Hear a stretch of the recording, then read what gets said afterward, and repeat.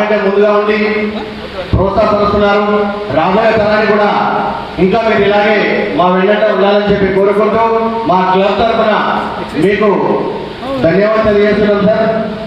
ఎందుకంటే ఆ భగవంతుడి వరం అందరికి రాదది.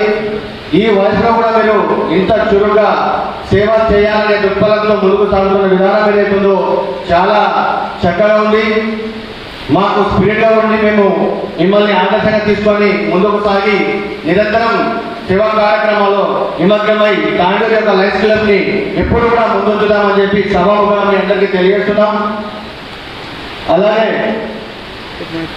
ఇక ప్రెసిడెంట్కి వెన్నెముక లాంటి ఇద్దరు,